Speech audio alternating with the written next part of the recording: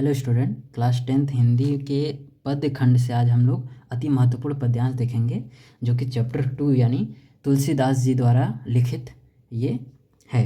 ठीक है, तो ये धनुष भंग से लिया गया है जिसके रचयिता तुलसीदास जी हैं। तो यहाँ पे ये पद है कि नृपन्न केरि आशा निशि नासी, बचन नखत अवली न प्रकाशी, मानी महिप कुमुद सकुचाने, कपटी भूप उलुक लुकाने, भय विशोक कोक मुनि देवा, बरसाही सुमन जनावही सेवा, गुरुपद बंदी सहित अनुरागा, राम मुनिन सन आयसु मांगा। ठीक है, तो इसका हम लोग पहले संदर्भ देख लेते हैं, फिर उसके बाद पूरी व्याख्या करते हैं। उपयुक्त पद्यांश का संदर्भ लिखिए, ऐसा एग्जाम में आएगा। तो इसका संदर्भ इस प्रकार है कि प्रस्तुत पद्यांश हमारी पाठ्य पुस्तक हिंदी के काव्य खंड के धनुष भंग शीर्षक से लिया गया है या उद्धृत है। इसके रचयिता कवि गोस्वामी तुलसीदास जी हैं। ठीक है, इतना ये लाइन आपको 2 मार्क्स दिला देगा। ओके, फिर उसके बाद रेखांकित अंश की व्याख्या करेंगे। ठीक है, तो रेखांकित अंश की व्याख्या में क्या है, तो कवि क्या कहते हैं कि निरुपन्न केरी आशा निशि नासी, मतलब जब सीता स्वयंवर के लिए राम जी खड़े होते हैं धनुष भंग करने के लिए, तो यहाँ पे उपस्थित राजाओं की मनोकामना जो कि आए थे सीता जी से स्वयंवर करने के लिए, उन लोगों की आशा मनोकामना जो होती है वो नष्ट हो जाती है सीता जी को प्राप्त करने की। ठीक है, और उनके वचन रूपी नखत अवली न प्रकाशी, और उनके वचन रूपी जो तारे थे वो अप्रकाशित होने लगे थे। ठीक है, और मानी महिप कुमुद सकुचाने, यानी वहाँ पे जितने घमंडी राजा थे उनके जैसे चेहरे सकुचाने लगे थे। ठीक है, कुमुद फूल की तरह उनके जो चेहरे होते हैं वो सकुचाने लगते हैं, संकुचित होने लगते हैं। ठीक है, और कपटी भूप उलुक लुकाने, ठीक है, वहाँ पे जो राजा थे वो कपट रूपी उल्लू की तरह छिपने लगे। ठीक है, भय विशोक कोक मुनि देवा, मतलब वहाँ पे जो मुनि थे यानी वो जो ऋषि मुनि और देव लोग थे, वो लोग के मन में जो भय था, विशोक यानी शोक रहित होने लगा। ठीक है, शोक रहित, उसी प्रकार जिस प्रकार से कोक जो है यहाँ पे वो एक पक्षी का नाम है जो कि चकवा चकवी बोलते हैं उसको, और वो लोग दिन में तो साथ रहते हैं लेकिन रात में दूर हो जाते हैं। तो उन लोगों के चेहरे पे जिस प्रकार से शोक रहता है उसी प्रकार से वहाँ पे उपस्थित मुनि के चेहरे पे था, मुनि और देवों के चेहरे पे था, लेकिन वो भय जो उनके मन में था वो दूर हो गया, मतलब शोक रहित हो गया। किसके आने से? श्री रामचंद्र जी के आने से।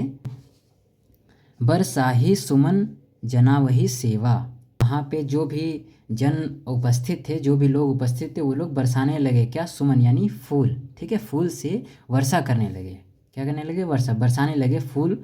किस पर? श्री रामचंद्र जी पर। ठीक है, और गुरुपद बंदी सहित अनुरागा, श्री रामचंद्र जी अपने गुरु विश्वामित्र की प्रेम पूर्वक वंदना करते हुए राम मुनिन सन आयुषु मांगा, और राम जी मुनियों लोग से और वहाँ पे जितने उपस्थित देव लोग थे उनसे आज्ञा मांगे और आगे बढ़े। ठीक है, तो इसका व्याख्या आप लोग अच्छे से करिएगा। नृपन्न केरी आशा निशि नासी, वचन नखत अवली न प्रकाशी। ठीक है, कवि कहते हैं कि जब श्री राम धनुष भंग करने के लिए मंच से उठे तो स्वयंवर सभा में उपस्थित राजाओं की सीता को प्राप्त करने की मनोकामना नष्ट हो गई। ठीक है, तथा उनके वचन रूपी तारों का समूह चमकना बंद हो गया। मानी महिप कुमुद सकुचाने, कपटी भूप उलुक लुकाने, उनके वचन रूपी तारों का समूह चमकना बंद हो गया, अर्थात वे सभी मौन हो गए। वहाँ जो अभिमानी कुमुद रूपी राजा थे वे सकुचाने लगे तथा श्री राम रूपी सूर्य को देखकर मुरझा गए और कपट रूपी उल्लू की तरह छिप गए, जिस प्रकार रात होने पर चकवा चकवी अपने बिछोह के कारण शोक में डूब जाते हैं।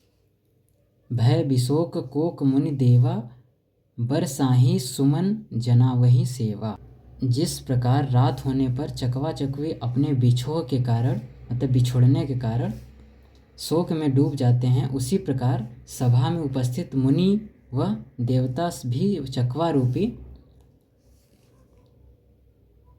ये चकवा रूपी शोक में डूब गए थे, परंतु श्री राम की तत्परता देख उनका दुख समाप्त हो गया। गुरुपद बंदी सहित अनुरागा, राम मुनिन संग आयसु मांगा। ठीक है।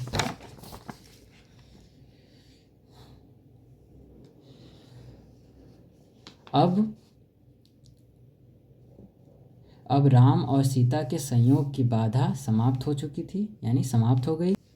श्री राम को देखकर सभा में उपस्थित समस्त जन फूलों की वर्षा कर रहे हैं। इसी बीच श्री राम अपने गुरु विश्वामित्र के चरणों की प्रेम पूर्वक वंदना कर अन्य सभी मुनियों से धनुष भंग करने की अनुमति मांगते हैं। ठीक है। मुझे उम्मीद है कि ये आपको समझ में आया होगा और आप लोग इसे एक बार लिख के और रिवाइज कर लीजिए ताकि ये आपको पूर्ण रूप से याद हो जाए। ठीक है। इसमें क्वेश्चन भी पूछेगा जो इस प्रकार रहेगा कि प्रस्तुत गद्यांश के उपयुक्त पंक्ति में कौन सा अलंकार है। ठीक है। कौन से पंक्ति में? कपटी भूप उलुक लुकाने वाले, जो कपटी भूप उलुक लुकाने ये जो पंक्ति है इसमें कौन सा अलंकार है। तो यहाँ पे आप लोग लिखेंगे कपटी भूप उलुक लुकाने। ठीक है।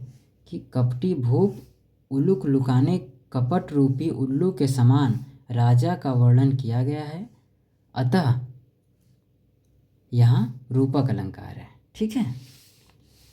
तो मुझे उम्मीद है कि आपको ये समझ में आया होगा और आप लोग इसको रिवाइज कर लीजिए, एक बार लिख लीजिए ताकि आप लोग इसको अच्छे से एग्ज़ाम में तैयार करके जा पाएँ। ठीक है। और 6 मार्क्स